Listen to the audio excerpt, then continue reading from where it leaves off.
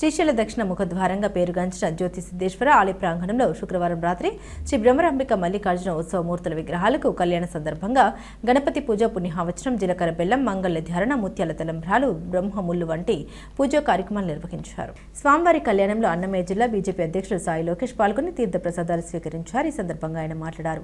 శ్రీశైల దక్షిణ ముఖద్వారంగా పేరుగాంచిన జ్యోతి సిద్ధేశ్వర ఆలయ అభివృద్ధి కొరకై త్వరలో పనులు మొదలు పెడతామని, రాష్ట్ర అభివృద్ధి సంక్షేమ పథకాలు రాష్ట్రంలో అధికారంలో ఉన్న కూటమి ప్రభుత్వానికి సాధ్యమని తెలిపారు.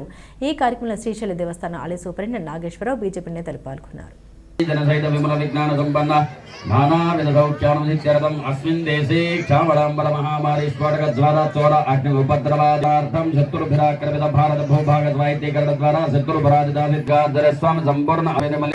ఎంతో పవిత్రమైన మాఘ పంచమి నాడు ఈరోజు జ్యోతి క్షేత్రంలో శ్రీ కామాక్షి సమేత జ్యోతి సిద్ధేశ్వర స్వామి వారి ఒక కళ్యాణ వేడుకల్ని శ్రీ బ్రహ్మరాంబిక సమేత మల్లికార్జున స్వామి శ్రీశైల దేవస్థానం వారు ఎంతో అంగరంగ వైభవంగా ఇక్కడ నిర్వహించడం జరిగింది.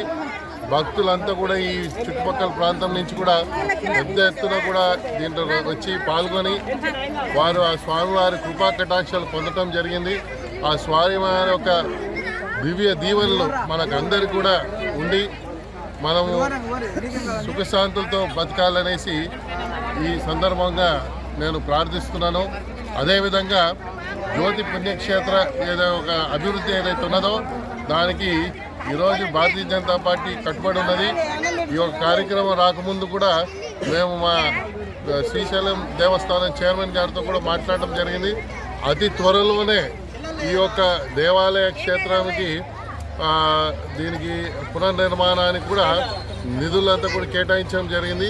పనులు కూడా ప్రారంభిస్తాం అనేసి ఆ స్వామి యొక్క అనుగ్రహంతో ఈ కార్యక్రమం మేము దిగ్విజయంగా పూర్తి చేసుకోగలమనేసి నమ్మకంతో ఆ స్వామివారిని వారి యొక్క పూజలు చేసి వారి యొక్క కృపా కటాక్షానికి పాత్రలు ఇవ్వడం.